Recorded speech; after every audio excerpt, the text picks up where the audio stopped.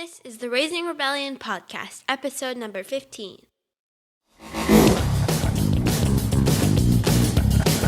Welcome to the Raising Rebellion Parenting Podcast, where we will explore how to help kids seek purpose and passion, challenge society's expectations, and avoid a standardized life. Now here's your host, Paul H.K.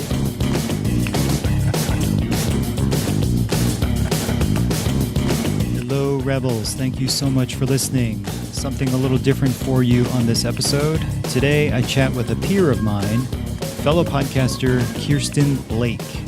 Kirsten is the producer and host of a great podcast called Chapter B, that's B-E, where she interviews and shares stories from people who have taken risks, changed careers, or created something new in order to build their own unique path of being in this world. Kirsten and I met at the World Domination Summit in Portland and learned that we have common themes with our podcasts. Mine talking about how our kids are being educated and prepared for the world. Hers with more focus on helping unhappy adults and employees. So we decided to join forces and connect for a chat about those correlations and some things we've learned along the way. She has some great insight and thoughts that I know you'll find super interesting and helpful. So here's my chat with Kirsten. Today, I have the honor to speak to the producer and host of the Chapter B podcast, Kirsten Blake. Kirsten, thank you very much for being on the show today. Paul, thank you so much for having me. I'm really looking forward to talking to you. I know, me too. My first question to you is, how does it feel to be on the other side of the microphone for once? I love it. It's really nice to kind of, it gives you some empathy for the people that are on the other side, kind of what they might be experiencing. So, and I really appreciate what you do with your podcast. And so I'm really looking forward to just diving into an interesting conversation. Yeah, same here. The feeling is mutual. We had talked previously about how we share synergy with our podcasts, and we'll get into the details of that in just a bit. But I view this more of a conversation or a collaboration even more than an interview, really, because of the nature of our podcast. So like you said, I'm looking forward to it. If you don't mind, would you mind if we start with your background first? Would that be okay? Sure, that's fine. How far back would you like me to go? I always ask for people to start with their childhood and kind of growing up, and a little bit about your journey to where you ended up today. Sure. So I grew up in Pennsylvania, in Erie, Pennsylvania, which is right on one of the Great Lakes. And I'm one of 5 children, so I have 4 sisters. And I feel pretty lucky in that I had a great childhood. I have amazing parents and felt very supported. And I went to public schools, and then I went to college in Ohio. I majored in history and minored in women's studies. Mm-hmm. And then my path was a little all over the place after that. I moved out to Colorado for a couple of years, worked for a study abroad company, which in retrospect was an amazing experience because I got to travel to Australia and New Zealand, which are 2 of my favorite places in the world. Mm. And then I actually moved to New York City, which is what really launched my career in public education. So I went and taught in Inwood, which is the neighborhood which is the very top of Manhattan. Mm-hmm. And I taught middle school while I was going to grad school at Teachers College. And so I got my master's degree in education and taught 7th and 8th grade. And it really indoctrinated me into the public education landscape and solidified my passion for public education, and really gave me some amazing hand-on experiences of working in under-resourced schools. Mm-hmm. And from there, I was pretty burnt out, so I actually moved to the Virgin Islands. I went and lived on St. Thomas for about 6 months and just bartended and waited tables. Mm-hmm.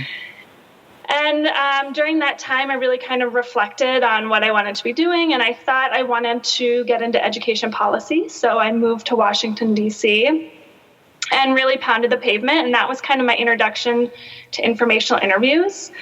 I interviewed with a gazillion people just in trying to learn about the landscape and figure out what I wanted to do, which was extremely helpful because I discovered that I did not want to work in policy. I felt really removed from having just been in the classroom. Mm-hmm. And so I actually went and worked for an education nonprofit called College Summit and did a lot there around trainings. And then actually ended up moving back to New York City, where I worked for another public education reform company called New Visions for Public Schools. So I left that job. It's now been about 5.5 years, which is hard to believe. But I tell this story when I talk about Chapter B, and that I was pretty unhappy in that job and found myself really feeling like I was on a hamster wheel and that I had been climbing this ladder, but I wasn't even really sure if it was the ladder I wanted to be climbing. Mm-hmm. And leaving that job, ultimately making the decision to quit, is what eventually launched Chapter B. Gotcha. That is quite a history. You've been in a lot of different places. If I could, I just want to ask you a few questions about that. So, sure. When you worked for the study abroad company, what do you think drew you to that one? Well, I had studied abroad in college. I had studied abroad in Ireland, and to this day, it stands as one of my favorite life experiences. Mm-hmm. And I think just, in some ways, it wasn't the same experience of going to a country where you don't speak the language, because obviously they speak English there. Right. But it really was, one of my first experiences of me feeling like an other and putting myself in a situation that was so different from what I knew. Mm-hmm. And I have Irish ancestry, so it was also super fascinating to see my grandmother and people that passed me on the street. And it really kind of made me so much more curious about my own personal past and grounded me in a way that I hadn't expected. Mm-hmm. And so that experience was just so paramount in my personal development that I really believe in that experience of putting yourself into a situation that's different than what you know or what you've grown up in. So I think that's really what interested me then in working for a company that was creating those experiences for other people. Right. Once again, yet another example of how travel and experiences outside of your native country really does help shape and transform perspectives for the good, I think. Now, how did you come to think that you want to enter into the public education world? Like, how did you come to that decision? It's actually a pretty funny story. I was in Denver, Colorado, and my sister was working for an organization, and they did a public speaking series, and they had Bill O'Reilly come and speak. And so I went. To be honest with you, I didn't know a lot about him. I knew he was on television at that point in time. So this would have been probably 2001. Mm-hmm. And so I just went to hear him speak, not really knowing what to expect. And I left just with fumes coming out of my ears, and I was so angry. And if your listeners don't know, he has a background. He actually was a teacher, so he had been in the classroom, and he was speaking about his experience. And the way in which he spoke about it was basically like, take all the trouble students, put them in a room, and no real education background besides just my own personal. And I was like, how does that help? What does that do just by putting quote unquote trouble students in a room all by themselves? How is that making any kind of difference or helping them as individuals? Mm-hmm. And I just found myself getting so worked up about it. And afterwards I was reading about it. And it's what inspired me to be like, okay, instead of just sitting here so angry, what can you do about it? And so that's when I ended up, I actually went through a non-traditional program. I went through Teach for America. And it really, it was one of those situations where, I was working at a study abroad company and I liked it, but it didn't really feel like it was, okay, this is what I want to do for the rest of my life. Mm-hmm. So I found myself feeling so passionate about this that I decided to just follow that. So Bill O'Reilly help set you down the path of public education. Fascinating. I can't say I give him credit for much, but I can give him credit for that. Wow. I'm gonna have to try and YouTube that video, see if that thing exists somewhere on YouTube. So Yeah, I can I'm go see it. curious if it does. I don't know. Okay. Okay. So I guess, suffice it to say that you do have a strong passion for public education. You worked as an educator. You have even gone so far as to work, track down public policy, to even change public policy and pound the pavement on that side even.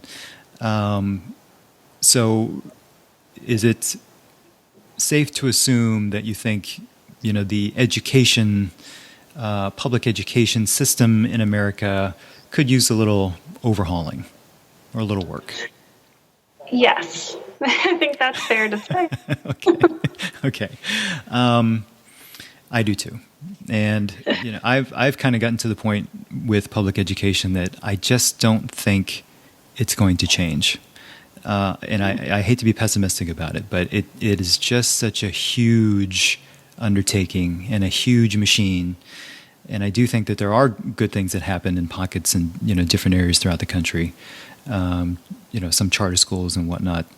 But, to kind of overhaul the whole thing for the masses, it's just a monumental task. And I just don't think it's going to happen, yet it has such a strong and dramatic impact on our kids.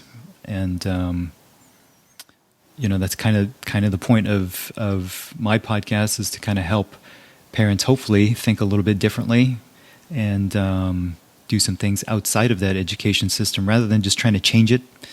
And I do hear a lot of calls for change, and a lot of thought leaders are calling for change. And, you listen to people like Ken Robinson and Seth Godin about just really simple, matter-of-fact, common sense kinds of things that you can do for the education system to make those changes to help set our kids up for a different world that it is today than it was 100 years ago, Yeah. I don't know. So Yeah. No, I completely agree, and I just want to put a caveat in there, and that like in my work, I've been lucky to see some amazing work happening in public schools, and some amazing teachers. Yeah. So yeah, I think in being able to talk to a lot of public educators, there's a frustration on their level too. And there was just a really recent article that came out in the Atlantic talking about a teacher from Finland who is now teaching in the States, and comparing her experience in those two places. And the amount of how she feels professionalism has been taken out of the field. And so for me, I think that as we talk about reforming public education, we also need to be thinking about how we're educating our teachers to be teaching the next generation of students. Yeah, absolutely. Totally agree with you. Okay, so all the culmination of that path and that journey that you took led you to Chapter B. And Chapter B feels very much like a very personal project, as much as it's helping a lot of other people. And I think it's fantastic. But it feels very personal to you, which I think is what makes it great. Can you talk a little bit more detail about how you came to start Chapter B? Sure. Yeah. And thank you very much for that. Yeah, it is very personal. And I always say that as I'm interviewing people about their Chapter B stories, I'm experiencing my own. So it's very much a lived project. It's something that I'm experiencing along with the people that I interview.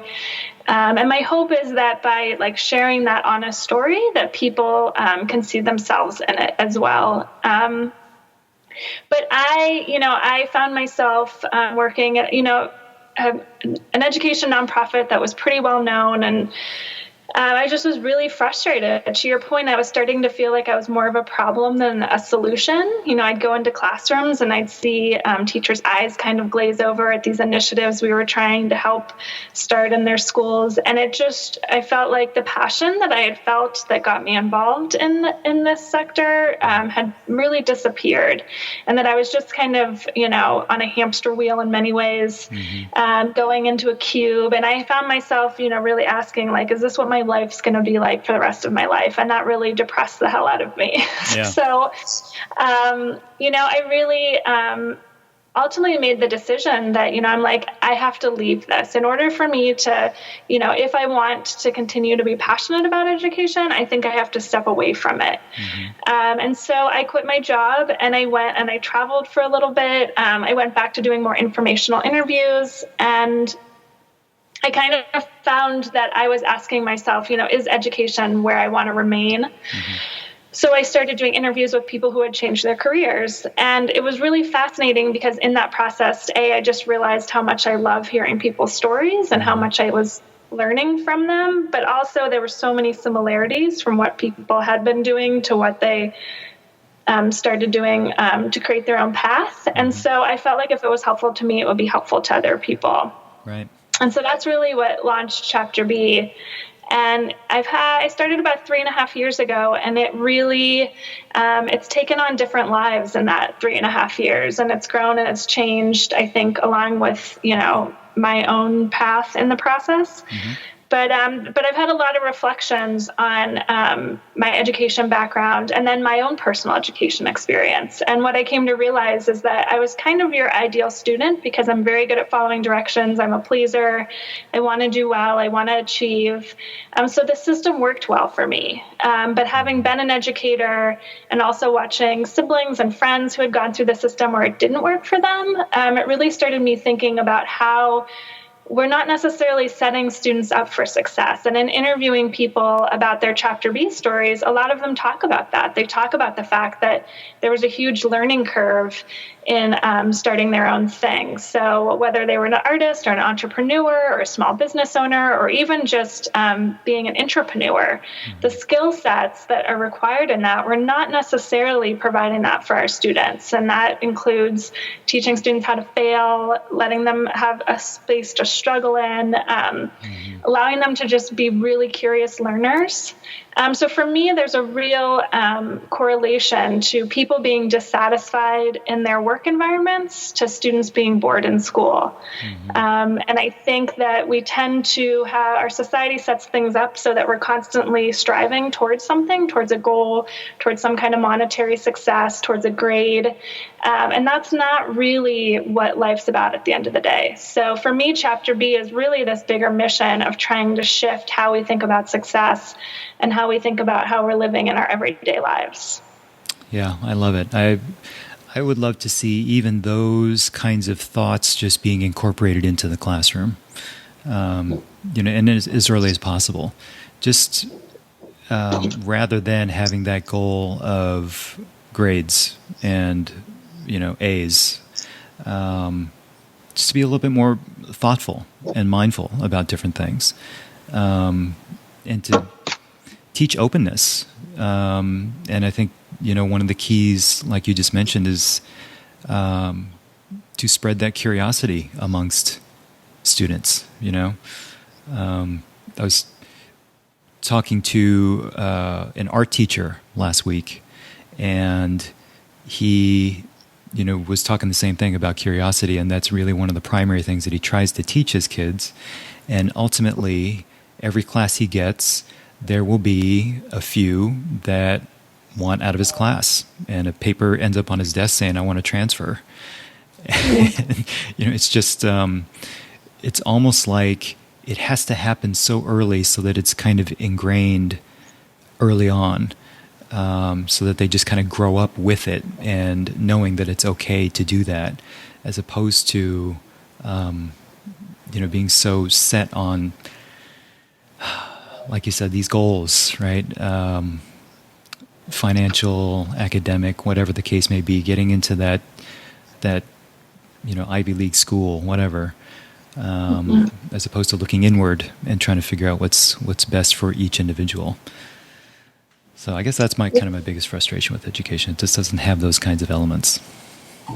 Yeah, and you had mentioned Ken Robinson earlier, and he talks about that so eloquently, and just the fact that we're schooling curiosity out of students, and that humans by nature are curious beings. We're born curious. I mean, I have a niece that's 9 months old, and I watch her, and she's just intrinsically curious. Every little thing she comes across, she wants to examine and learn more about. And so you see it, and then you see, I taught middle school, and so you see how they get to this point where schools becomes a chore, they're just so disengaged from it. And it's really disheartening, because to me, the really crux of education is you being curious about something and diving into it. And so I don't think you see that in employees. I think, to relate it back to Chapter B, when I interview people, they talk about that. They talk about the fact that they got to a point in their 9-to-5 job where they just felt nothing for it. It was just something that they,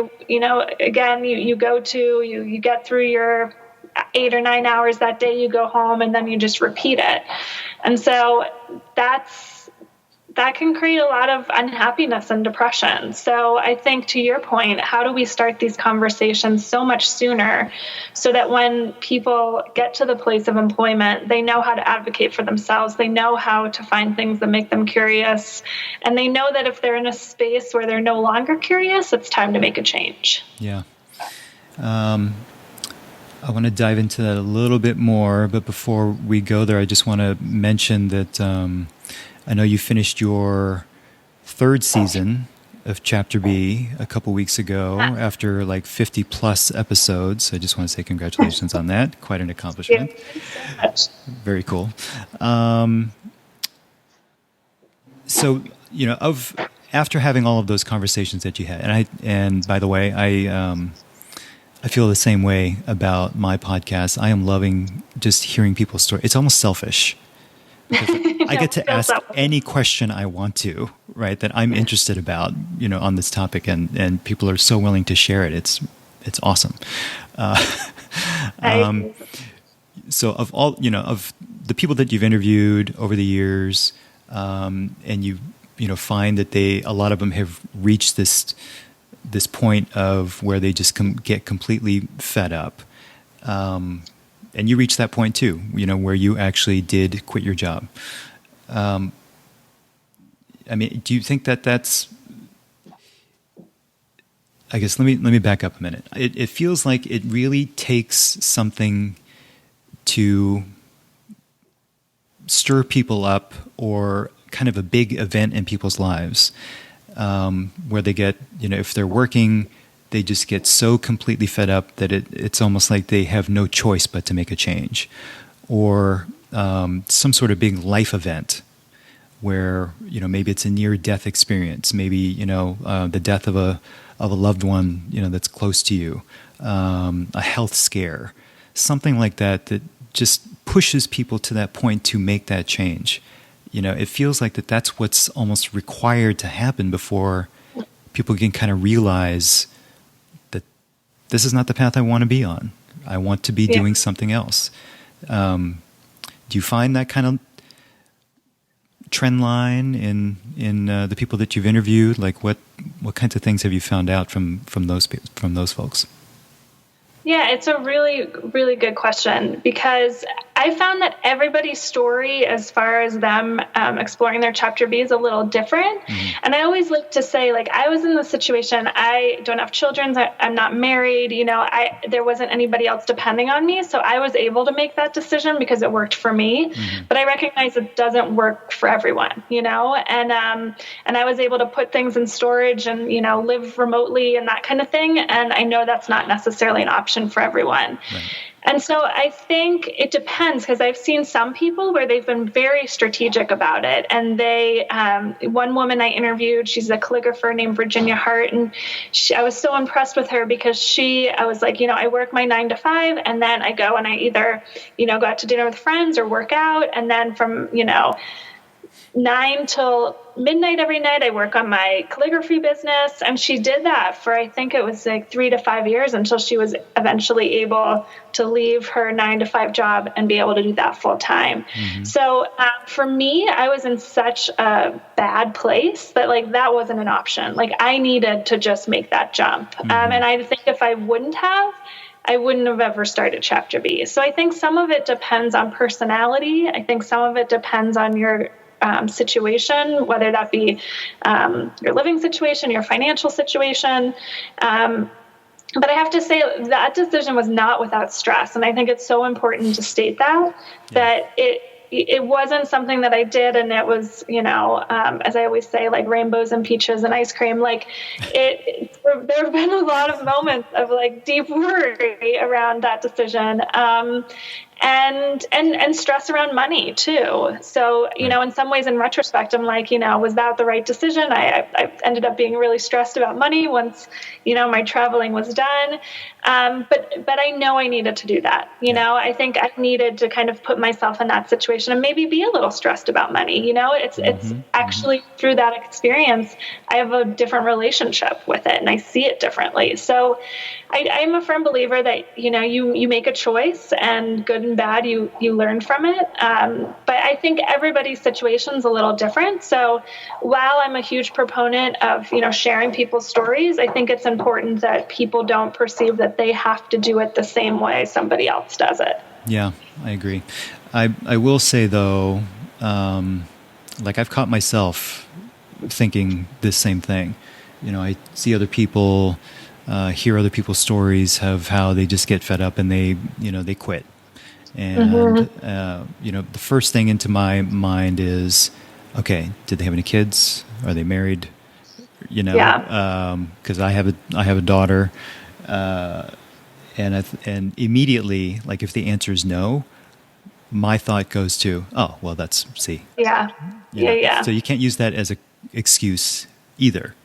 It's like the calligraphy. Because I do that when I hear people are married. I'm like, oh, well, it was easy for you to quit your job because you've got another income to rely on. But then the more people I've interviewed, you realize that's not really fair. Yeah. Because they have their own story and they have their own path they're walking and they have their own worries and issues that come along with that. And it's their story, right? So just because somebody maybe has, and I've also learned how to ask for help much better than I ever was able to before starting Chapter B. It's given me a really big appreciation of when and how to reach out to other people in your process before. And I still do a little bit struggle with this, but feel that, I have to do it on my own. I've got to, I'm a tough woman. I can do it. I'm resilient. I'm independent.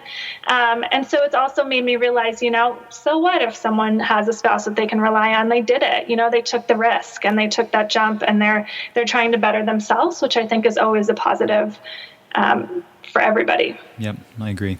And, I interviewed a person by the name of Blake Bowles, who he basically runs a company that it's called Unschool Adventures, and they're kind of like gap year type adventures in different countries where he goes for several weeks, throughout the year and takes a group of youth and just sort of lets them go and go explore, right?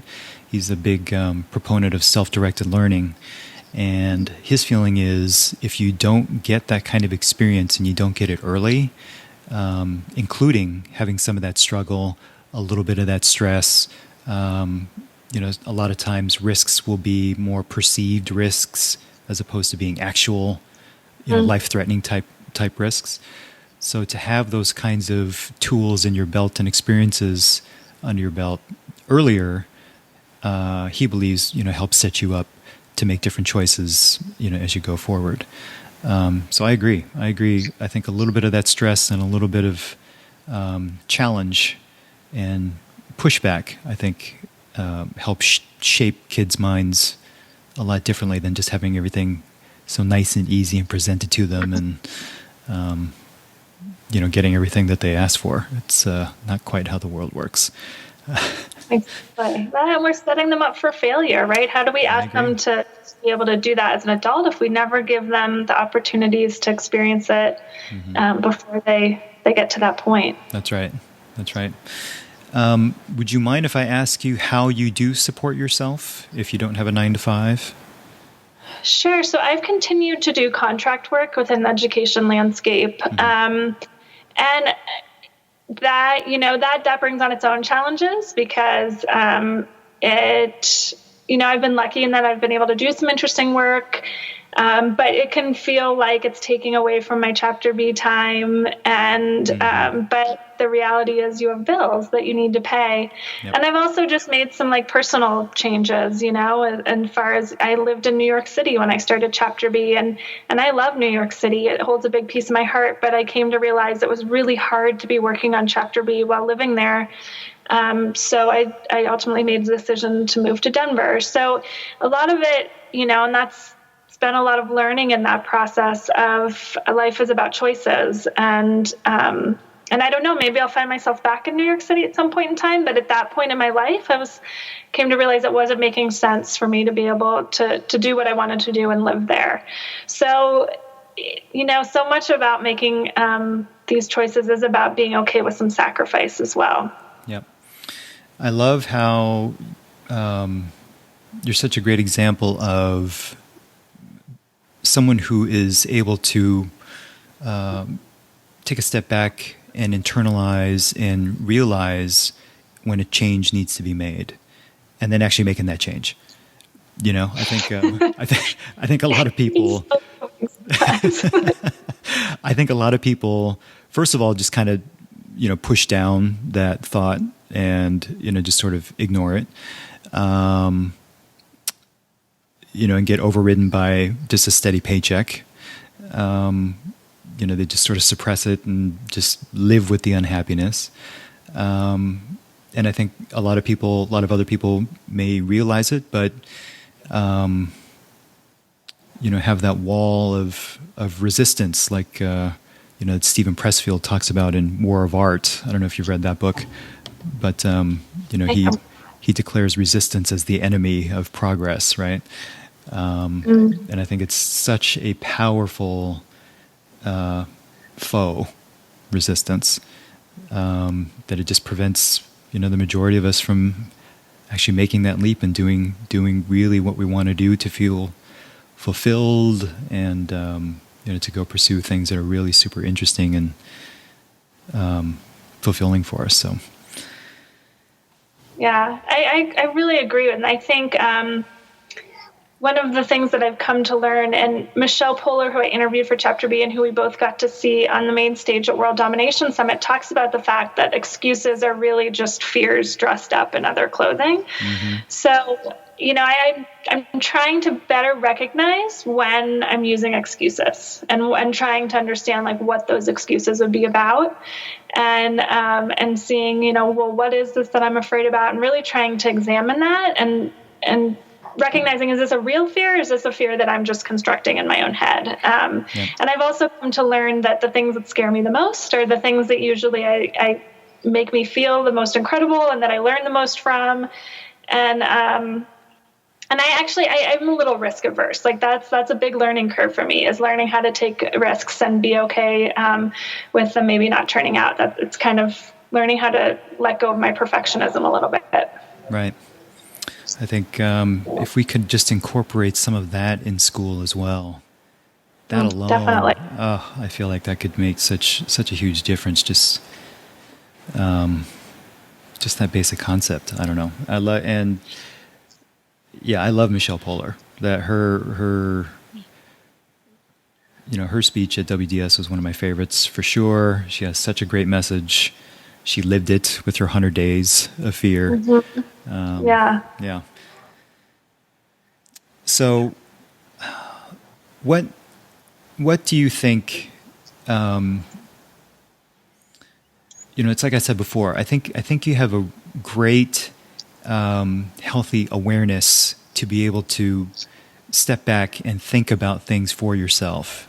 I think a lot of us just get so tied up in the rat race of the day to day, and speaking from a parent perspective, my day's packed, from my full-time job to, running my kid to, this class or this sports event or, picking her up from school and, blah, blah, blah, blah, blah. There's like no time to think even for yourself.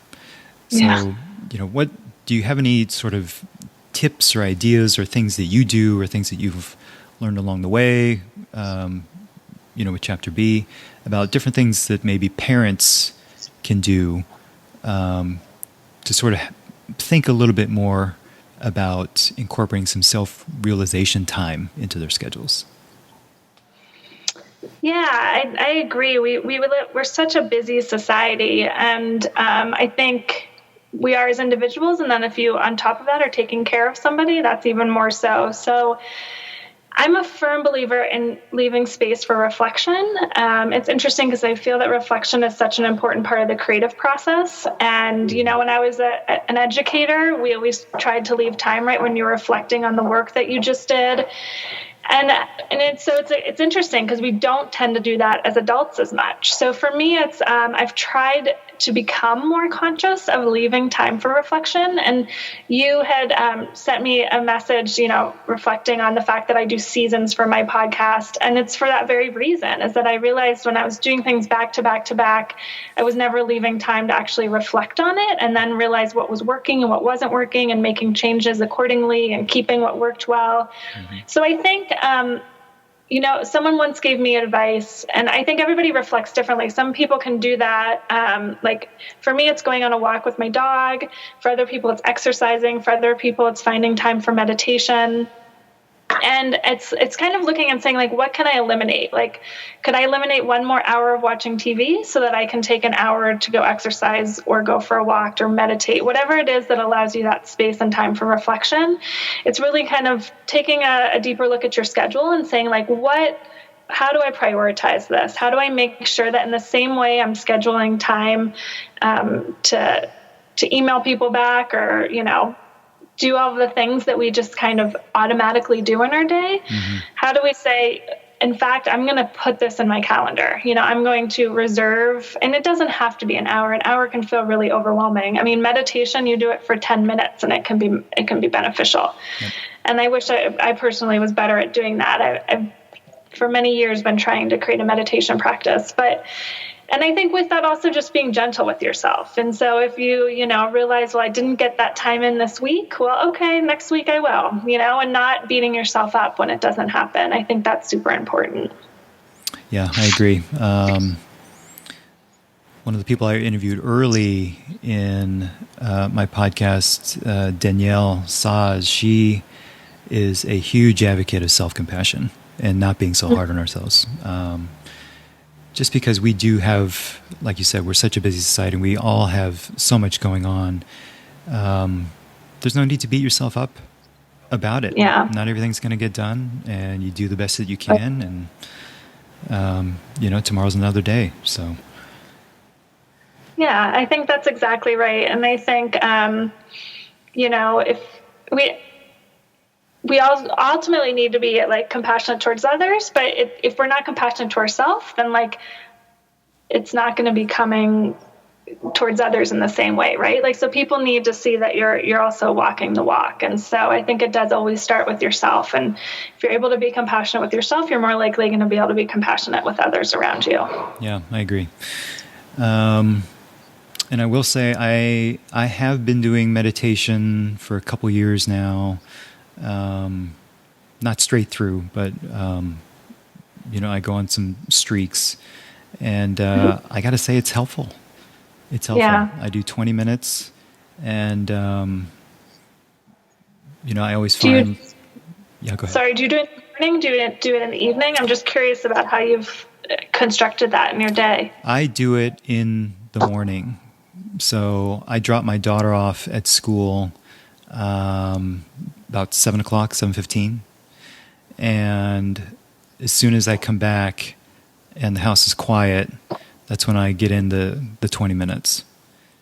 Okay. And, the thoughts just, especially if I haven't been doing it for a while and I'm starting back up, to get back into sort of the practice of recognizing when those thoughts are just racing through your head, like when you sit down and all of a sudden you're thinking about, okay, I got to do this today. I got to do that. Oh, I forgot to do that. And, you're just thinking about all the different things. And then you kind of recognize it, you bring yourself back, and, you go for that quiet and you focus on, like for me, it's a word in transcendental meditation. They give you a word to focus on, and that's what helps bring you back. And, even I have found myself in moments of where, maybe previously I would have been a little bit quicker to react or, and not in a good way about things. I kind of catch myself, and there's been this like brief moment of, no, take a step back. You don't have to react in this manner. Think about it, breathe. And, I think it's helped a lot. So I'm a big proponent of meditation. Well, that's inspiring. I mean, I continue to hear that from people. And so I actually had bought a book called The Book of Awakening, and it's a daily, you read it every day. And so I'm trying to use that as a tool just to get me to sit down and start that. So I always love hearing about people who have been able to create a practice because it's motivating and inspiring. Yeah. It helps. It's interesting to think that, 20 minutes a day of quiet can be so beneficial for, 23 hours and 40 minutes of craziness, Yeah, exactly. And I mean, when you really think about it, you think about all the other things that you do in 20 minutes and you realize 20 minutes is not that long. So you can find that in your day. Yeah, I agree. The podcast, I think the reason why I chose to focus more on parents is, I feel like that there's just this cycle. And I think you addressed it a lot in your podcast, right? It's adults who just aren't happy with where they are. Yeah. And if the adults are not happy, it's going to pass down to your kids. It just is, whether you realize it or not, So I feel like if we can do a little something to help parents, and, I talked to my interview last week was with a woman named Lori Joy up in Canada, and that's precisely what she does. Is she has a mom group, and she calls herself the Mojo Mama, and her tagline is, see, I don't want to get this wrong. It's helping moms turn their shit show into their mojo. So, like it. So many mothers can relate to that. Yeah, right. So it's, her thing is a lot of moms have sort of taken on this almost victim identity of becoming a mom. And, they all of a sudden throw themselves into being a mom and they lose their own self-identity in the process. And so her group is about helping moms refine that. And she thinks the same thing. It's like if you can help the moms, you're going to change the kids. And then those kids are going to be the ones to change the world, is how she looks at it, which I think is pretty cool. Yeah. If mom's happy, everyone's happy, right? If moms are happy, even the dads are happy. The husbands. Happy wife, happy life. Is that what it is? Yeah. There you go. Yeah. So I know you have some bigger plans for yourself, and I want to talk about that in just a minute. But, where do you think Chapter B is headed next?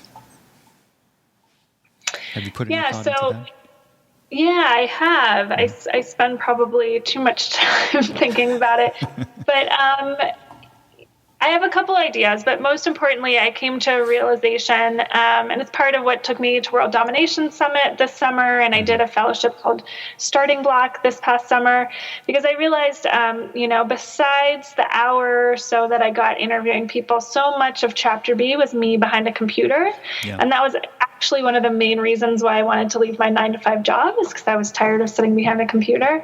So my big realization was that I want to be able to take Chapter B offline more, and so that the podcast and the B stories and my writing is more supporting my in-person things versus it all being online and being kind of behind a computer. So my hope is to really take Chapter B and be able to do more in-person events and workshops, and ideally, my thought is to create curriculum around Chapter B. So whether that be going into organizations and then ideally schools and talking about these bigger concepts of Chapter B and how we come from a place of being versus trying to achieve. And, I always want to say, it's not that I don't think you should do. Doing is very important, but I think the doing should be a result of your being.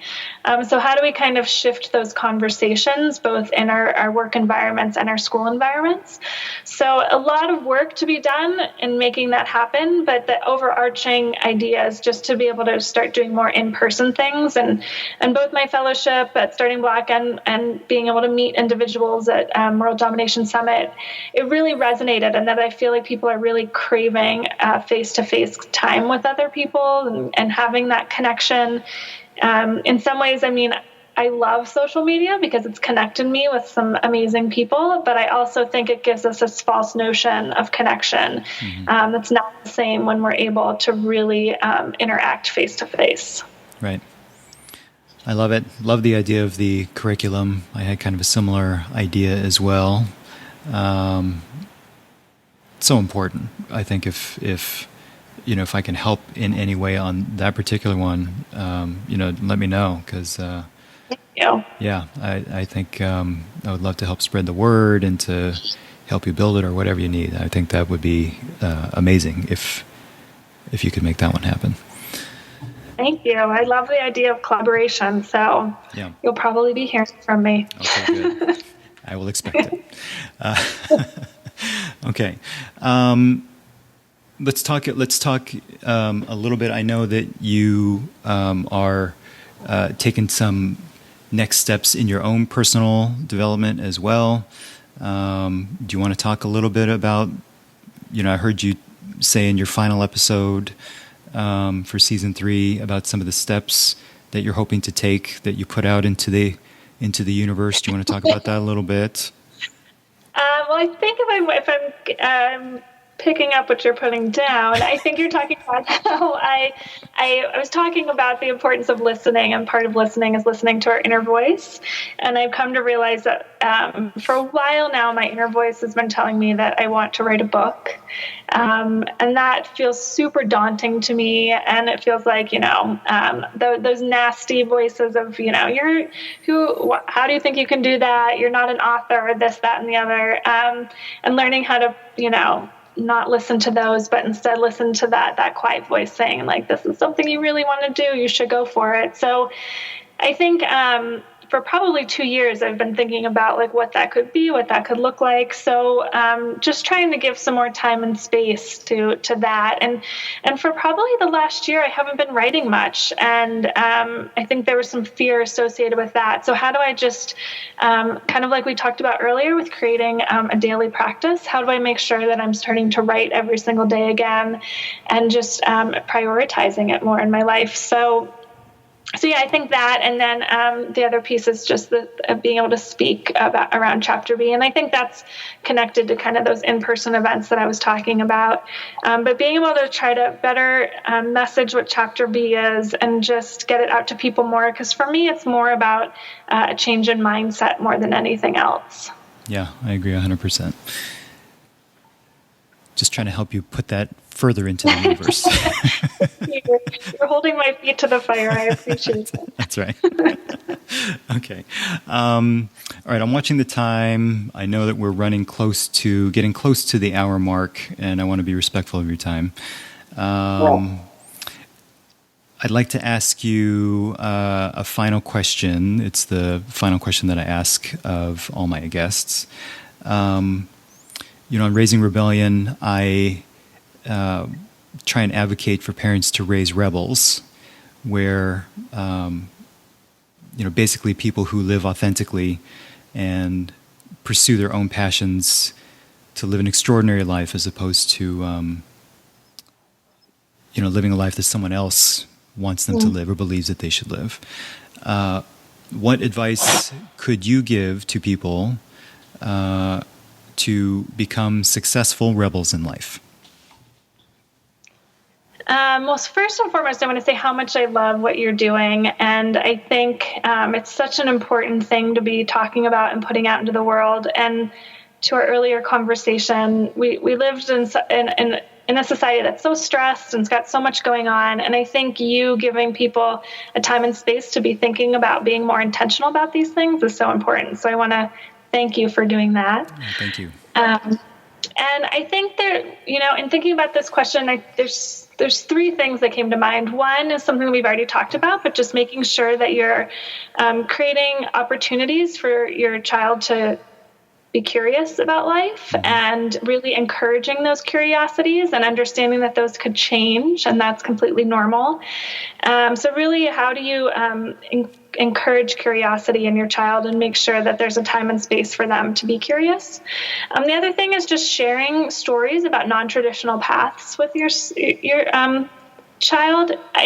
For me, it's like that was part of creating Chapter B, is just putting out stories about how ways people were living their life differently, instead of that common narrative of you go to school, you go to college, you graduate, you get a job, you have a career, but instead saying there's actually a lot of different ways you can do it. So finding those stories, whether they be in your community or there's amazing books out there that tell the stories of historical rebels, right? People that kind of did things differently, and just sharing those with your child, because I'm a firm believer that stories are an amazing way to learn and grow from. So sharing those stories is I think huge. And the other one would be to stop asking your child, what do you want to do when you grow up? So this is such a common question. We start asking kids from a very young age, and it puts this thought into their head that there's one thing that they're supposed to do. And so I would really encourage shifting that question from what do you want to do when you grow up to how do you want to be in the world? So just encouraging them to really shift that narrative. And so it's not them trying to strive to be one thing, but instead be really thinking about how they want to exist in the world. And I think by doing that, whatever they end up doing is going to be coming from that place versus some idea that they had in their head when they were 5 years old. Such great advice. I absolutely love it. Thank you so much. Okay, where can people find you online if they'd like to learn more about you and more about Chapter B? Yeah, thank you. I'm online at chapterb.com. So that's chapterbe.com. And so that's the website. And you can link to the podcast through there, but it's also on iTunes. And I'm on Instagram, Facebook, and Twitter. So if you go to my website, you can get linked to all the social media channels from there. Very cool. I will link to all of those in the show notes for your episode as well. Kirsten Blake is the producer and host of the Chapter B podcast and website. It's a great show, and it's got tons of information. I highly recommend checking it out. Kirsten, thank you so much for what you do with Chapter B, for putting it out into the world, for inspiring people. And thank you very much for chatting today. I really appreciate you taking the time. Paul, thank you. I absolutely loved it. And to your point, it was so much fun to be on the other end. So thanks for taking the time to talk to me. All right. Anytime. As soon as you finish your book, please come back so I can talk to you about your book too. It's a promise. Okay, good. All right. We'll talk to you later. Bye-bye. RaisingRebellion.com is where you can go to find all of our podcast episodes, show notes, and sign up for our mailing list. If you're enjoying the podcast, please do share with other Rebel parents that you think might enjoy it too. But most of all, I appreciate you listening, and I hope you're finding some helpful information for your family's journey. Thank you for being here, and until next time, go Rebs.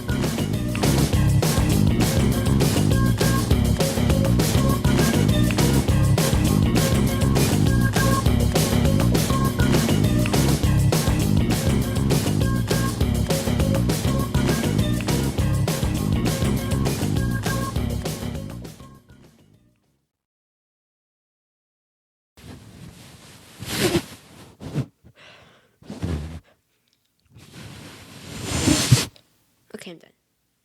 That's it? Yeah. I thought you were going to do another take.